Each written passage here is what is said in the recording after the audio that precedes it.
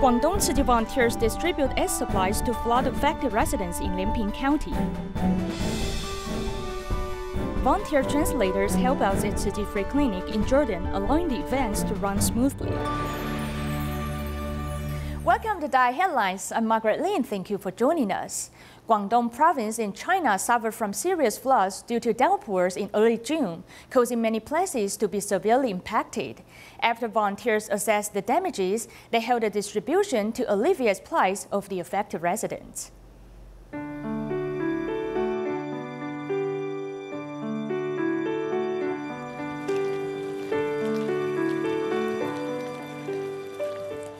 Tzu Chi volunteers went to Xiadong village to evaluate the plight at the end of June. The marks on the walls are how high the floods were. They are also the nightmares the villagers cannot erase. Your suffering is temporary, but your suffering is also our suffering. We will remember it, and we will find a way to help you solve it. Xiadong village was the worst-hit village in the floods in June. Close to 300 families in the village need help. Tzu Chi volunteers have prepared goods to alleviate the villagers' suffering.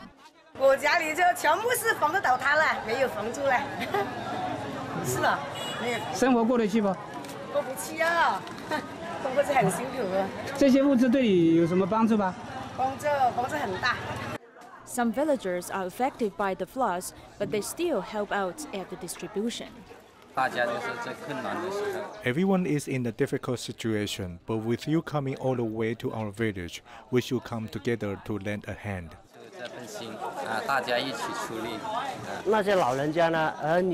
The children of these elderly people work out of town, and I'm all by myself, so I do my best to help. If they can't move their goods, they will call me. Or when I see some people in need of help, I do my best to help them. The volunteers' company sparks a chain effect. The villagers use different ways to pass on love. A family with more than 10 people told me that they wanted to donate the goods they receive. Because they are not suffering, some people donate money to me and said they wanted to help too. I'm very touched by their love and how it inspired them.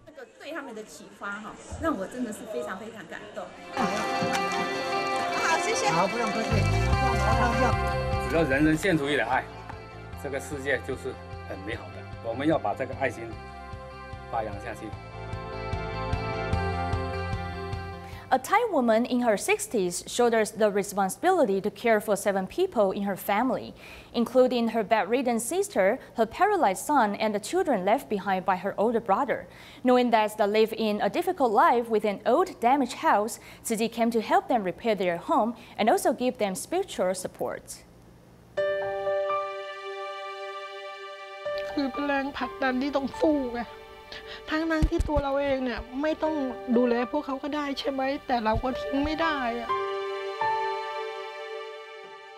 60-year-old Rancha Wee has to support her family of 7 people, but the burden is tough on her.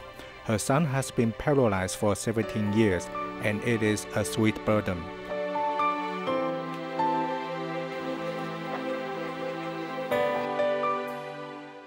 Their 40-year-old house is badly damaged because of the termites and cannot be repaired. When it rains, we can't sleep over there. As you see, the clothes we put there must be removed at once, and I have to wipe the area that leaks. Tzu Chi volunteers came back and forth for a year to find out any possibility of repairing this house. After the repairmen learned about the volunteers' loving intention, they offer their plan and are willing to repair parts of the house for free. The volunteers are very helpful.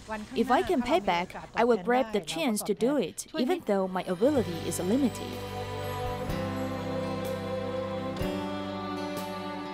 Rancha Wee goes to the Jinsu Hall regularly to work, cleaning up the place. She created her life's value as her life is now sweet after she has left the hardship behind. Since everyone in Indonesia needs to master Indonesian, English, and Chinese in the workplace, many trilingual schools have been built one after another over the past few years. In recent years, the Taiwan Overseas Community Affairs Council has organized training courses to help improve the teaching skills of Chinese teachers in the country. The 2019 OCAC training program for Mandarin teachers was officially launched in Jakarta. This is a regular teacher seminar co-organized by the Taiwan Overseas Community Affairs Council and the Union of Alumni Taiwan Indonesia. More than 200 Chinese teachers from all over the world met with each other and exchanged their ideas during the 5-day training. They have gained lots of experience in all aspects of curriculum planning and textbook writing. We hope that through such a teacher training seminar, the local Indonesian teachers are able to improve their teaching skills. They can exchange their ideas with the trainers and learn from them so as to benefit their teaching in the future. All in all, they can help to promote Chinese education in Indonesia. The Union of Alumni Taiwan Indonesia pays attention to new generation development. They continue to provide social welfare services which are beneficial to education. The volunteers present at the service are young people who have received higher education in Taiwan. After graduation, they participate in volunteer work successfully and actively promote Chinese education in Indonesia. Most of them come from Jakarta, while some come from Palembang, Karimun, and other places. Some of them even come from farther away, like Tangerang. Those who study Chinese and love Chinese education are not only Chinese people. The woman, who is a Chinese teacher, started learning Chinese because she likes to watch Chinese TV dramas. Many children think that Chinese is not easy to learn, which is our challenge as a teacher. How to make children for learning Chinese is not difficult. I usually teach them through games and Chinese songs. The main purpose is to motivate the children to learn Chinese. With over 30 years of teaching experience, 2 senior Taiwanese Chinese teachers who taught in the training course share their teaching experience with everyone. We have integrated some lively singing and dancing games, board games, and children's drama into the teaching and usage of Chinese language. We also taught them the skills of motivating the children to play these language games, making the children like to learn Chinese. We think that the local teachers are very enthusiastic about Chinese teaching, so we feel very touched during the course. During the 5 days of training, wonderful demonstrations were presented and the knowledge has been passed down to everyone. People who take care of the disabled people usually face all sorts of stress and pressure.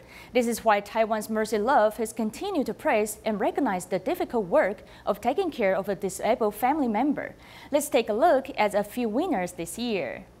I was panicked. I didn't know how I'd continue on. I was very, very sad in the moment. Thinking back to 10 years ago, Zhang Shuhui is still very emotional, as that was when both her husband and her second daughter's cerebellar atrophy worsened. Instead of choosing to let it overwhelm her, she picked herself up and joined a help group. Now she goes around to raise awareness of this disease. Some may not know cerebellar atrophy is genetic, so in order to prevent the spread of this disease, my daughter and I have gone to schools to give talks on health education. This is 55-year-old Shi Zhiyi and his son, a medal recipient at the Asian Pacific Deaf Games. In the past 30 years, Shi has encouraged his son to be in public and conquer his hearing impairment. Shi himself also volunteers his professional skills as a masseur at medical outreaches in remote regions. Doing social work, I've come in contact with people from all walks of life. It is also a test in which I can face with an open mind. Disabled friends come in all shapes and sizes, some who have vision impairments, some have rare diseases. From all, we can learn from their life stories and also provide their valuable information for scientific research so the government can gain further direction on how to help. The winners this year also included a sister who has been helping her cerebral palsy brother for the last 26 years. She also shares her care methods with others. The 11 winners this year has transformed their obstacles into strength, and it is hoped they can inspire more families to get through the difficult times.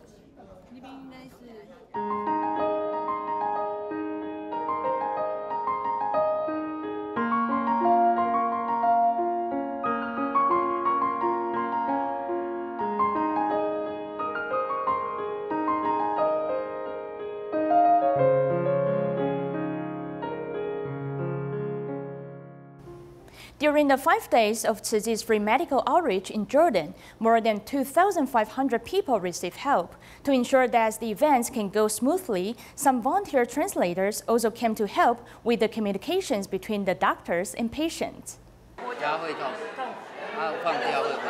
Repeatedly pressing the patient's abdomen and confirming the pain sensation. Through an interpreter, the consultation time needed was generally 2 to 3 times the normal. But Dr. Ye Tianhao feels it was necessary. Since we came from so far away, we actually need to seize this opportunity, which is not easily obtained, to do these things. They also know we really do it wholeheartedly. In Jordan, it is not easy for Syrian refugees to seek medical treatment. For some people, this is their first time receiving medical care. Since they haven't seen dentists before, they are quite nervous and scared. We will comfort them by holding their hands during the treatment, give them comforts and a look, and also one of these thumbs up. They will then feel more at ease. For the physicians, they also need to adjust to the environment, like preparing some cookies for the patients to avoid low blood glucose levels. Most people have not eaten breakfast. We are actually afraid that after receiving anesthesia, the patients will have low blood glucose levels. So we have put a table outside to give them cookies before extracting their teeth. This will prevent them from fainting after anesthesia. There are many refugees with medical needs, and the team wants to save much time in order to serve more people. So the pharmacists changed the way of drug management from packing into boxes to using bags, saving a lot of setting up time. We put the medicine, including the stock, directly inside this bag. When we leave, we'll put it directly inside the luggage. When we arrive, we just open the luggage to dispense. Or even if there is only a chair, we can prescribe directly. Tzu Chi's medical outreach team has faced lots of challenges in Jordan. However, with Tzu Chi's people's compassion and wisdom, the free clinic was held successfully. Members of the Tzu Chi Jordan medical team include doctors from various countries and Tzu Chi volunteers. Besides providing free medical services to local residents, the Deputy Superintendent of Hualien Tzu Chi Hospital was also invited by Jordan Princess to discuss how to implement traditional Chinese medicine practices in Jordan. The Deputy Superintendent of Hualien Tzu Chi Hospital, He Zongrong, traveled to Jordan to serve in the free clinic. He was then invited by Jordan Princess Sumaya to exchange traditional Chinese medicine experiences. First time I ever did it was in London. But then the doctor was Chinese. And then also I did it in New York. I have done it in Spain. I have done it in Austria. And then I also have done it mostly in Japan. Having understood the benefits of acupuncture treatment, she hopes to promote it in Jordan. In Jordan, more and more people have cancer, have high blood pressure, have diabetes. And we know that a lot of these illnesses come from stress. We live, as Jordanians, we live a very stressful, high anxiety life. And we don't have an opportunity to go somewhere that helps us with healthy mind, healthy body, healthy spirit. This physical and mental rehabilitation center was built 2 years ago with the help of the princess. She met with the medical team from Taiwan to discuss cross-border cooperation.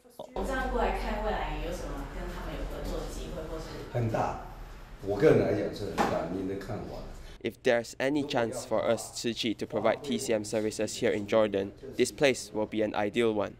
At the initial stage, we can come over to help, But for the long run, we hope we can provide medical education here and then inspire local people to practice TCM services. The medical team has traveled from Taiwan to Jordan not only to provide free medical services for local people, but also to benefit those who are suffering. A sporty man in Singapore wanted to end his life after knowing that he needed to undergo dialysis because he felt he would be a burden to his family. After Tzu Chi volunteers entered his life, he has changed his mindset. Now he remains positive and is also engaged in voluntary work to help other people in need. Moving swiftly on the basketball court in Guangdong, plays the sport as skillful as any young person, but in fact, he is a dialysis patient. 2 years ago, when he was told that he needed dialysis, he wanted to end his life. When the doctor said I needed dialysis 3 days a week, it meant I had to end my work completely. In the second week of dialysis, I couldn't stand it anymore and wanted to die. While In Kok-yong is feeling helpless, Tzu Chi volunteers came into his life. Our first impression about him was he was depressed and helpless, so we decided to visit him in person, not just phoning him.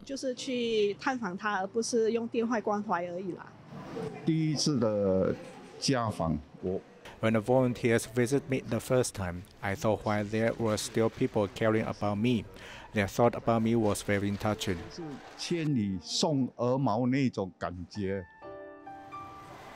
Invited by Tzu Chi volunteers, In Kok-yong goes to the recycling station in his spare time to lend a helping hand, in rain or shine. He arrives quite early and stays until very late. He doesn't just spend 30 minutes here, but over 2 hours. He is attentive about doing recycling.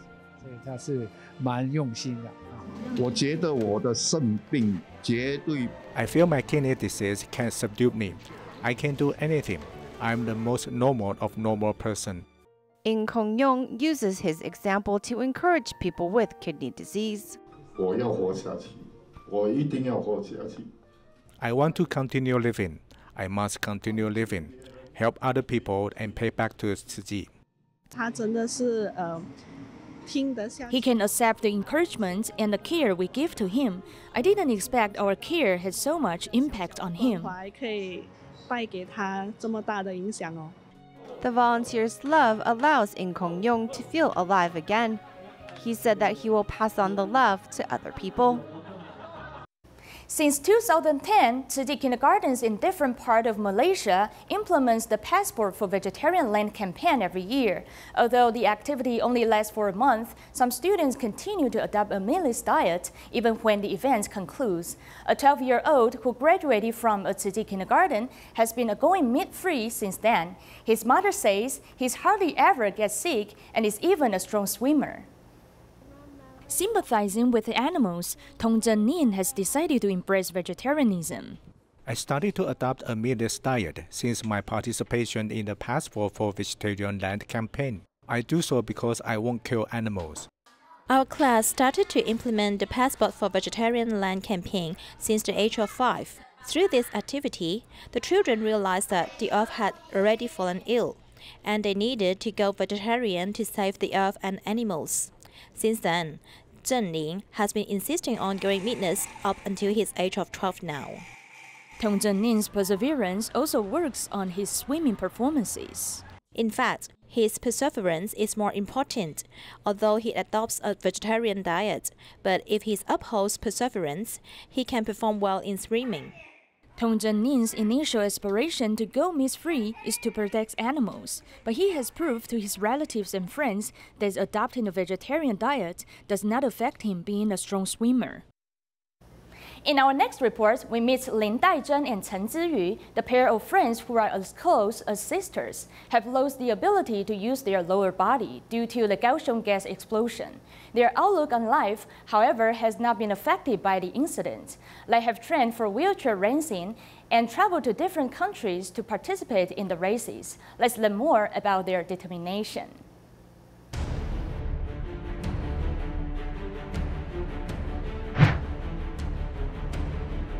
想要朝自己的梦想，能做就做。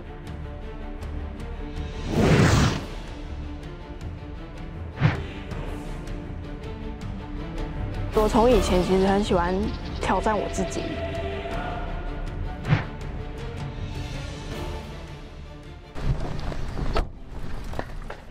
After the gas explosion, the two use wheelchairs to get around and are looking at life from a different angle.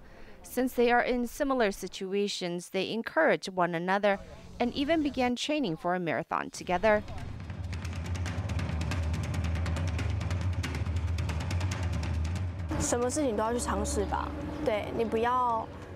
You must give everything a try in life. When I first got hurt, everything was difficult to do. Putting clothes on, brushing my teeth, or even washing my face. I couldn't accept it, but I told myself I can do it. I don't think I should waste my time being sad or feeling sorry for myself. Continuing to challenge themselves, they train day in and day out, building up their endurance for race day.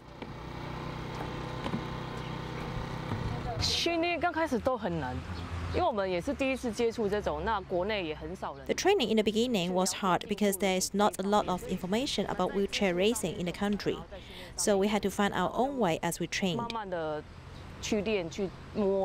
Wheelchair racing is separated by sitting position or kneeling position. During the race, I need to overcome the uncomfortableness of the chair because I need to stay in the chair for a certain amount of time. It's really endurance training. In 2019, they went to Tokyo, Japan to participate in a 42-kilometer race. Though the weather was not ideal and they didn't complete the race, it did not douse their passion for the sport. As every time they trained in the past year or so, there were always 5 executives of the LCY Chemical Corporation there supporting them.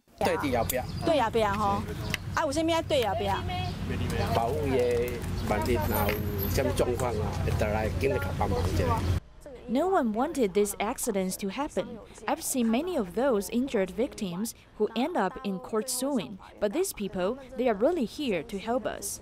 We really are like one family. In the beginning, we didn't know we had these 5 father figures with us. But no matter if it is wheelchair related or training related, they come out in full force to help us.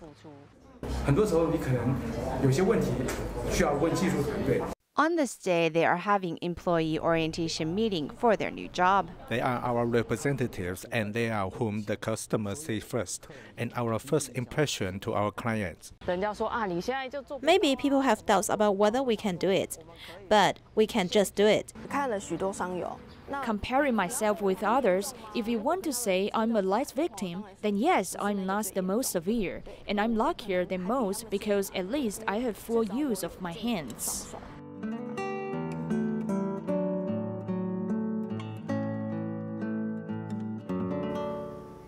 To promote righteous thoughts during the 7th lunar month, Tzu Chi held a blessing ceremony at the Kaohsiung Jinsi Hall. This year, the Fire Bureau also seized the opportunity to promote precautions against fire. That's all the time we have for today. See you next time.